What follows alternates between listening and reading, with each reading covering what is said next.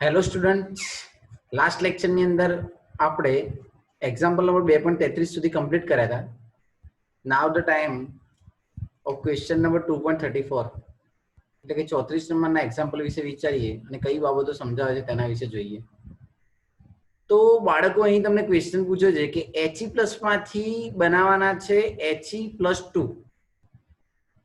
He+ માંથી He+2 સાથે સંકળાયેલી ઉર્જાની ગણતરી કરો, એટલે કે ઉર્જા E શોધવાની છે. ત્યાર પછી કહે છે કે H પરમાણુ માટે ભૂમિ અવસ્થાની આયનીકરણ એન્થાલ્પી આપેલી છે 2.18 × 10⁻18, જે આપણે જાણીએ છીએ કે રીડબર્ગ અચળાંક જેટલું મૂલ્ય ધરાવે છે. તો હું હિલિયમ માટે જ્યારે વિચારતો હોય ત્યારે કોમન સૂત્ર મને આવું શીખવાડ્યું છે કે ઉર્જા બરાબર, એટલે કે ઉર્જા E બરાબર RH into Z² / n². RH નું મૂલ્ય બધાને ખબર છે કે 2.18 × 10⁻18. Z નું મૂલ્ય, હિલિયમનો પરમાણુ ક્રમાંક કેટલો થાય? તો બધા જ જાણો છો કે હિલિયમનો પરમાણુ ક્રમાંક થશે 2. તો Z² એટલે 2 નો વર્ગ કરવાનો, 2 નો વર્ગ થશે 4 ભાગ્યા તેની અંદર વિચારેલી કક્ષા n. હિલિયમની ઇલેક્ટ્રોન રચના શું થાય? તો કે ભૂમિ અવસ્થાની ઉર્જાની ગણતરી કરો તો હિલિયમની આયનીકરણ એન્થાલ્પી અથવા ઉર્જા વિશે વિચારવામાં આવે તો અહીંયા પહેલી કક્ષા માટે વિચારવાનું કીધું છે, કારણ કે હિલિયમની ઇલેક્ટ્રોન રચના, હિલિયમનો પરમાણુ ક્રમાંક થાય 2, તેની ઇલેક્ટ્રોન રચના થાય 1s2, એટલે પહેલી કક્ષા માટે ચર્ચા કરી છે. તો અહીંયા n બરાબર આવશે 1² 1² 1 જ થાય, 2² 4 થાય, તો 4 × 2.18 × 10⁻18. અંતિમ જવાબ આવશે 8.72 × 10⁻18 જૂલ પ્રતિ એટમ. આ તમને મળી ગઈ ઉર્જા E. તો વન્સ અગેન રિપીટ, જ્યારે તમને હિલિયમ H+ માંથી He બનાવવાના કે ત્યારે આપણે શોધવાની છે ઉર્જા. ઉર્જાને શાના વડે દર્શાવાય? તો E વડે. ભૂમિ અવસ્થામાં 2.18 આપેલા છે, આપણે આપણું સૂત્ર જ એપ્લાય કરીએ, E બરાબર RH × Z² / n². Z એ શું દર્શાવે છે? તો પરમાણ્વીય ક્રમાંક. n એ શું દર્શાવે છે? તો કક્ષા. RH નું મૂલ્ય ફિક્સ છે, રીડબર્ગ અચળાંક 2.18 × 10⁻18. હિલિયમનો પરમાણુ ક્રમાંક 2 છે, એટલે 2 નો વર્ગ થશે 4, 1 નો વર્ગ 1 જ થશે, તો 4 × 2.18 × 10⁻18, તો 8.72 × 10⁻18 જૂલ પ્રતિ એટમ આવશે. આ તમારો થશે જવાબ. નેક્સ્ટ એક્ઝામ્પલ પર જઈએ.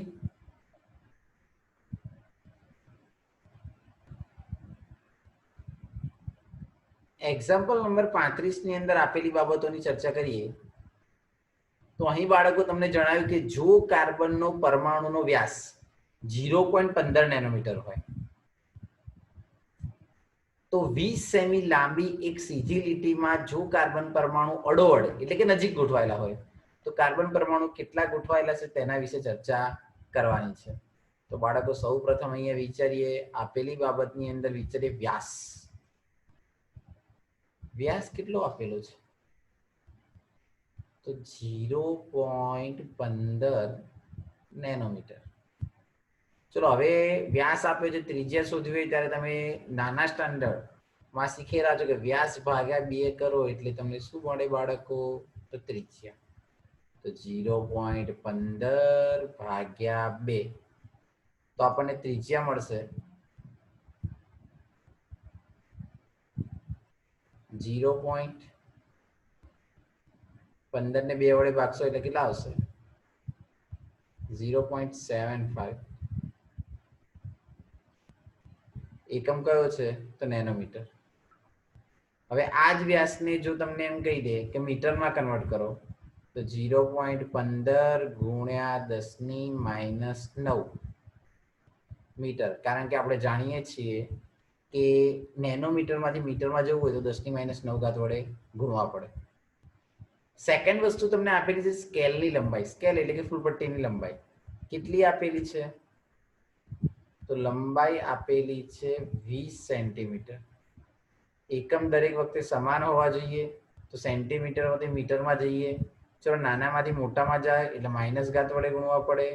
સેન્ટીમીટર અને મીટરનો સંબંધ છે 100નો, એટલે 10⁻2 ઘાત. તમારા કન્વર્ટ થઈ ગયા મીટરમાં. તો આપણને વ્યાસ અને મીટર મળી ગયા. હવે વિચારવાની વસ્તુ કંઈક આવી છે. આટલી વસ્તુ ફરીથી એકવાર જોઈ લઈએ. આપણે વ્યાસ શોધી પછી ત્રિજ્યા શોધી અને અહીંયા આપી દીધી લંબાઈ, એના વિશે ચર્ચા કરી. આપણે સુધી અડોઅડ ગોઠવાયેલા પરમાણુની સંખ્યા, આટલી વસ્તુનો સ્ક્રીનશોટ લઈ લેશો. હવે હું કંઈક વિચારીશ આવું કે 0.15 ગુણ્યા 10⁻9 મીટર જેટલું અંતર એક પરમાણુ રોકે છે.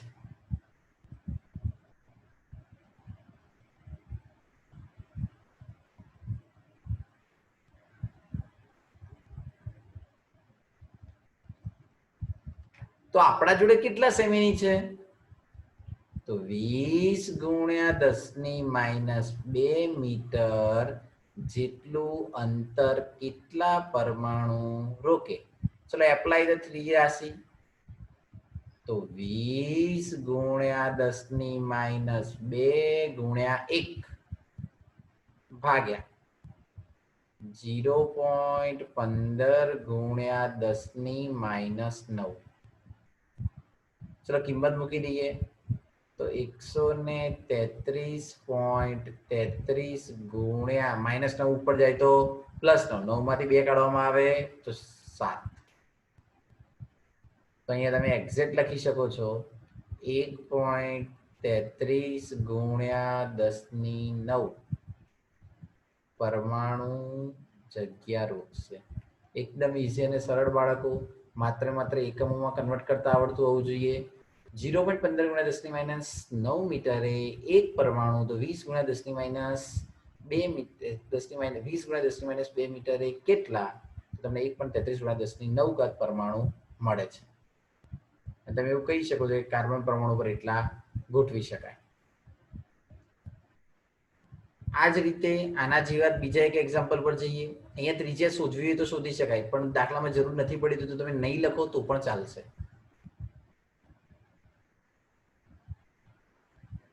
2.4 સેન્ટીમીટર લંબાઈ ધરાવતી એક લીટીમાં 2 ગુણ્યા 10⁸ કાર્બન પરમાણુ ક્રમશઃ ગોઠવાયેલા છે, તો તેની ત્રિજ્યા શોધો. સરસ. પેલા કરતા કંઈક અલગ રીતે પૂછીને એનસીઆરટીની આ જ ખાસિયત છે. એકની એક પેટર્નમાં દાખલા નથી પૂછતા. તો આપણે એવું કહી શકીએ છીએ કે પહેલા લંબાઈને લઈ કન્વર્ટ કરી નાખીએ મીટરમાં, એકમ સમાન રહે એટલા માટે. ચલો 2.4 સેન્ટીમીટર છે. આગળના દાખલા પ્રમાણે મીટરમાં કન્વર્ટ કરો એટલે 10⁻2 મીટર. હવે તમને એમ કે હાઇડ્રોજન પરમાણુની કાર્બન પરમાણુની સંખ્યા આપી છે. કેટલા આપ્યા છે? તો 2 ગુણ્યા 10⁸ કાર્બન પરમાણુ. હવે આપણે શોધવાનું શું છે? તો આપણે એવું કહી શકીએ છીએ કે 2 ગુણ્યા 10⁸ કાર્બન પરમાણુ કેટલી જગ્યા રોકે છે? તો 2.4 ગુણ્યા 10⁻2 મીટર જગ્યા રોકે.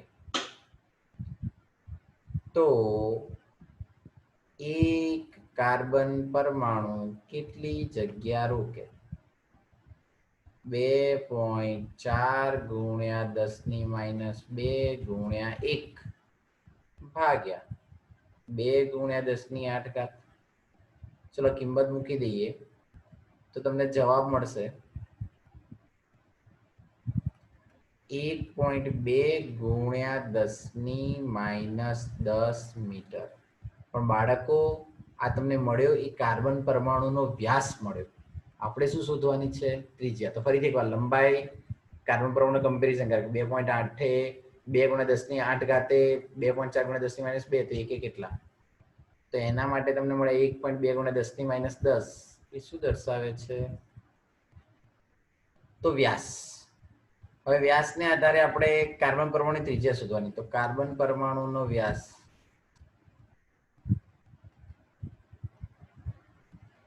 ચલો કાર્બન પરમાણુનો વ્યાસ કેટલો છે? તો 1.2 ગુણ્યા 10⁻10 મીટર. હવે કાર્બન પરમાણુની ત્રિજ્યા, ચલો ત્રિજ્યા બરાબર વ્યાસ ભાગ્યા 2. વ્યાસ કેટલો આપ્યો છે? તો 1.2 ગુણ્યા 10⁻10 ભાગ્યા 2. તો જવાબ આવશે 0.6 ગુણ્યા 10⁻10. ચલો થોડા હજુ આગળ ખસી જઈએ તો 6 ગુણ્યા 10⁻11 મીટર. આ તમને શું મળી ગઈ? ત્રિજ્યા. શોધવાની ત્રિજ્યા કીધી હતી. તો આને આધારે તમારે ગણતરી કરી અને બતાવવું હોય તો બતાવી શકાય છે. આગળ વાત કરીએ બાળકો.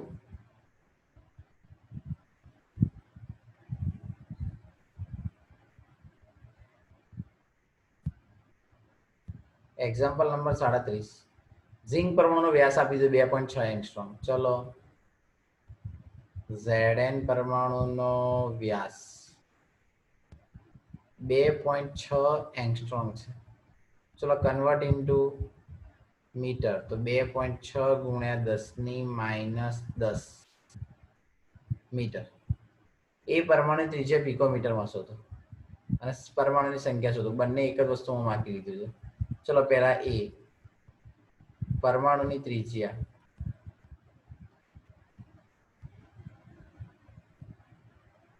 ચલો ત્રિજ્યા બરાબર સૂત્ર શું છે?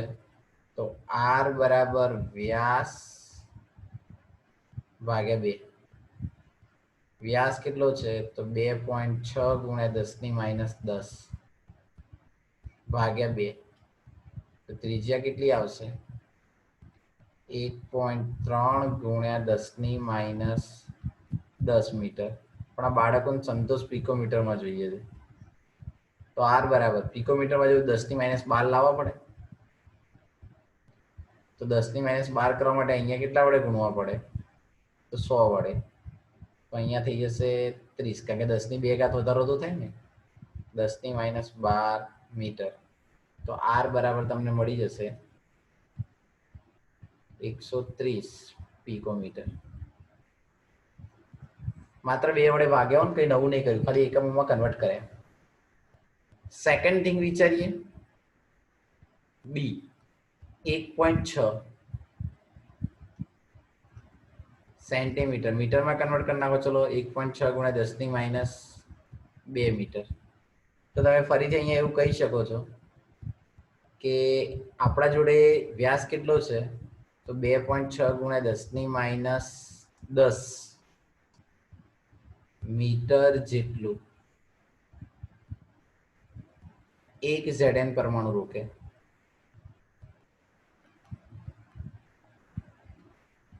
આપણા જોડે કેટલા છે? તો 1.6 ગુણ્યા 10⁻2 મીટરે કેટલા? ચલો ત્રિરાશિ એપ્લાય કરો. તો 1.6 ગુણ્યા 10⁻2 ગુણ્યા 1 ભાગ્યા 2.6 ગુણ્યા 10⁻10. કેટલો જવાબ આવશે? તો 6.153 ગુણ્યા 10⁻7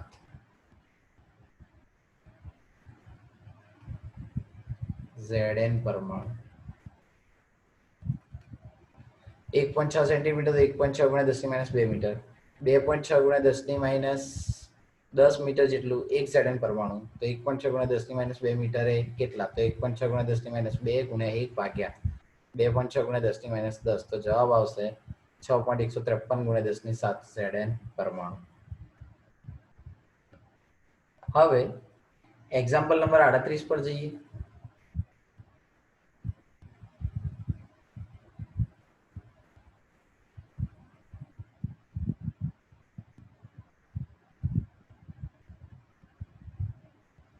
એક્ઝામ્પલ તમને કંઈક આવું સમજાવે છે કે એક કણ 2.5 ગુણ્યા 10⁻16 કુલમ સ્થિર વિદ્યુતભાર ધરાવે છે. તેમાં હાજર ઇલેક્ટ્રોનની સંખ્યા શોધો.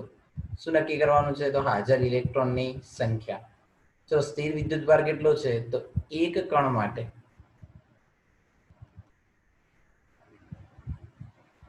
2.5 ગુણ્યા 10⁻16 છે કુલમમાં. ઇલેક્ટ્રોન, એક ઇલેક્ટ્રોનનો વિદ્યુતભાર કેટલો થાય તો એક ઇલેક્ટ્રોન માટે વિચારે તો તમને બધાને ખબર છે 1.6022 સોરી 1.6022 ગુણ્યા 10⁻19 કુલમ.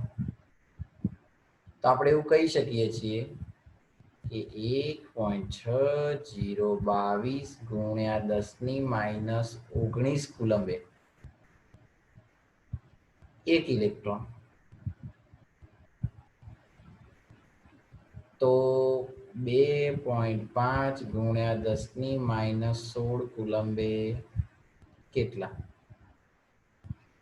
તો 2.5 ગુણ્યા 10⁻16 ભાગ્યા 1.6022 ગુણ્યા 10⁻19 એ કેટલા?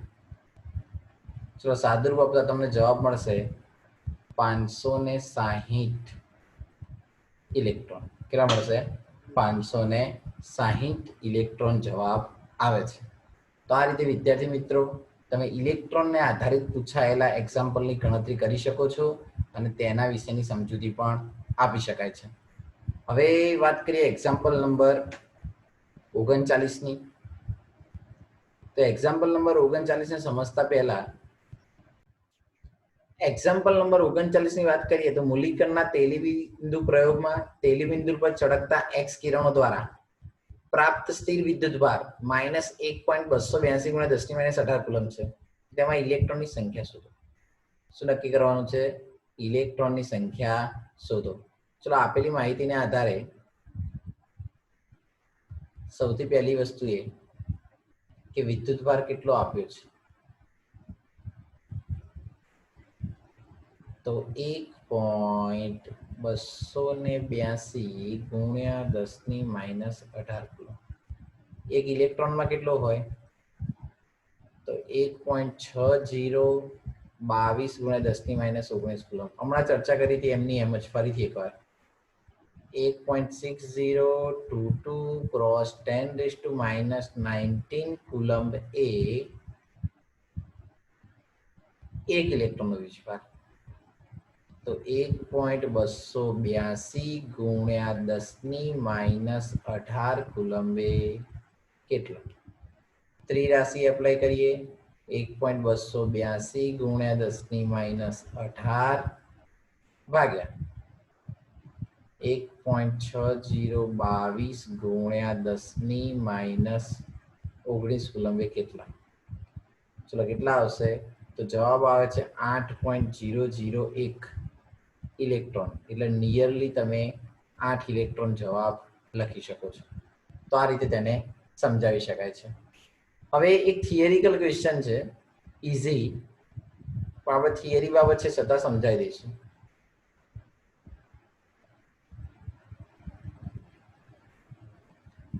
આપણને પૂછ્યું બાળકો એવું છે કે પેલા તો ભાઈ ખસતા નહીં, એમને ખસેડી દઈએ.